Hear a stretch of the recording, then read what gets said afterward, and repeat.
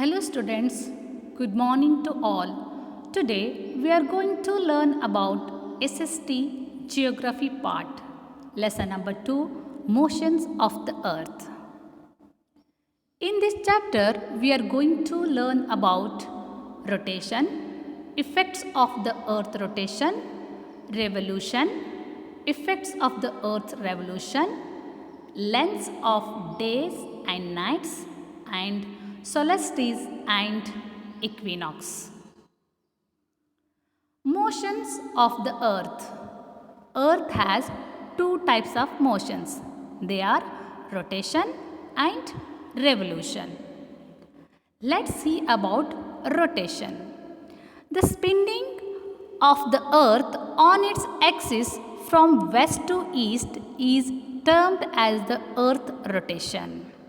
An axis is an imaginary line running through the middle of the object.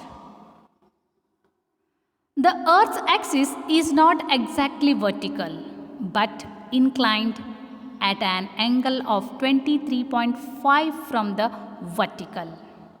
It thus makes an angle of 66.5 degree with its orbital plane. The plane formed by the orbit is known as orbital plane. Due to the Earth's rotation, the Sun appears to move across the sky from east to west. The Earth rotation is also responsible for the daily cycle of day and night. The Sun is our main source of heat and light. Due to the spherical shape of the Earth, only one half of it gets light from the Sun at a time, while the other half remains in darkness. The circle that divides the lightened part of the Earth from the part in darkness is known as the circle of illumination. Now student, let's see about what are the effects of the Earth's rotation. First point, it gives us a day of 24 hours. Okay. Next, its apparent movement of the Sun seems to be from east to west.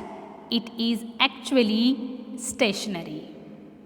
Next effect is it causes day and night. Next, it gives us a sense of direction as we see the Sun rise in the east and set in the west. And it causes the deflection of winds and ocean current. And also it causes tides twice a day. Now students, let's see about revolution. What is revolution?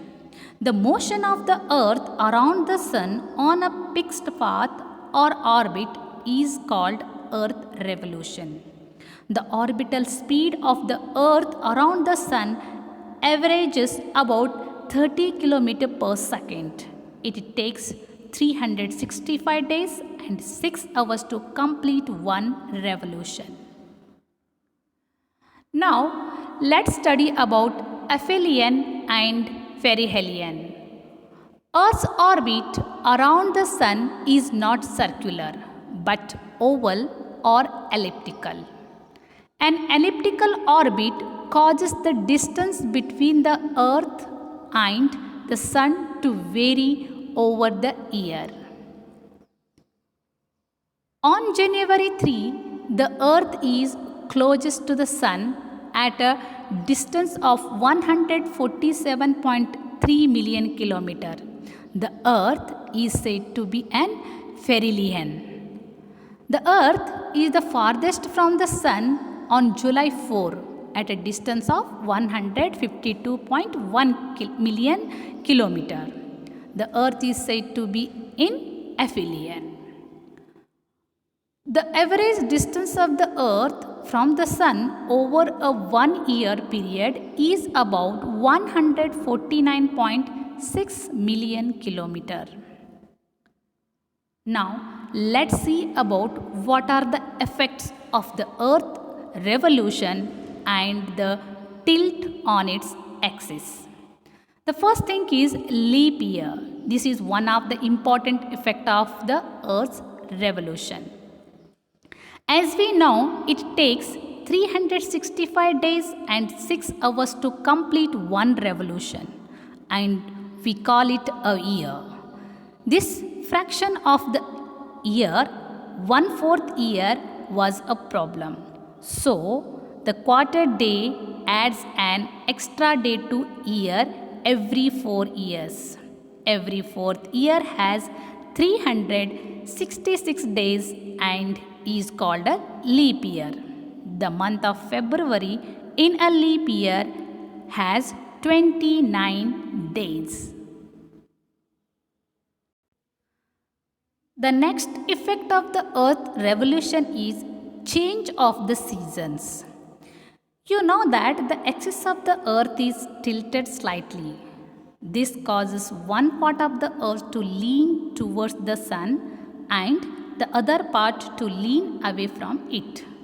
Hence, different part of the Earth's surface receives varying amount of sunlight and heat, and we have change in seasons.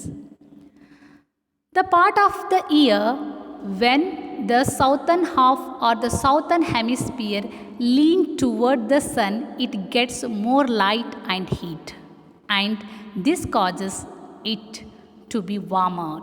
Hence, during this time of year, the southern hemisphere experience summer. At the same time, the northern half of the earth or northern hemisphere leans away from the sun. It receives less light and heat, and hence it is cooler. Thus, while the southern hemisphere enjoys summer, the northern hemisphere is in the midst of winter. Okay, children, understood change of the seasons? Now, let's move to the next point, that is varying lengths of day and night. The length of the days and nights vary from place to place, even at the same time of the year. This gain due to the tilt of Earth's axis. When the North Pole is inclined toward the Sun, as one goes toward the pole from the equator, the days become longer and nights become shorter. The southern hemisphere, which is tilted away from the sun, experience winter. The lengths of days are shorter and nights are longer. Now, let's see about solstice. What is solstice? Solstice means the sun standing still. Solstice occurs twice each year, when the tilt of the earth axis is most inclined toward or away from the sun, causing the sun's apparent position in the sky to reach its northernmost or southernmost extreme. Now, there are two types of solstice we can see. They are summer solstice and winter solstice. Now, let's see about summer solstice. Earth is positioned in its orbit such that the North Pole is leaning 23.5 degrees towards the Sun. The Sun is directly overloaded at the Tropic of Cancer. It is the longest day and shortest night of the year in the northern hemisphere. This position of the Earth on June 21 in the northern hemisphere is called summer solstice. Now, let's see about winter solstice. In the northern hemisphere, the winter solstice usually falls on December 22, when the North Pole is tilted away from the Sun. It is the shortest day of the year in the Tropic of Cancer. The southern hemisphere has summer at this time. Now let's see about equinox. Equi means equal and nox means night.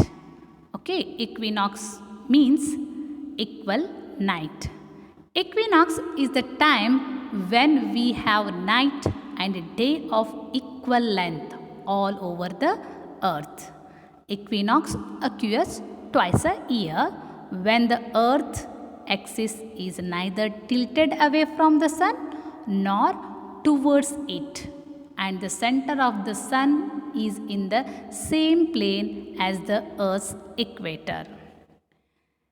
There are two types of equinox we can see. They are autumn equinox and spring equinox.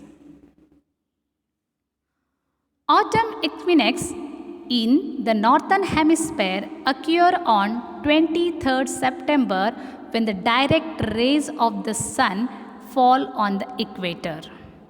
At this position, neither of the poles is tilted toward the sun, so the whole earth experiences day and night of equal length. The southern hemisphere has spring season at this time. Now let's see about spring equinox. Spring equinox in the northern hemisphere occurs on 21st March when the direct rays of the sun falls on the equator again. The whole earth once again experiences day and night of equal length. The southern hemisphere has autumn season at this time. So students, in this chapter we learned the motions of the earth. So thank you so much students.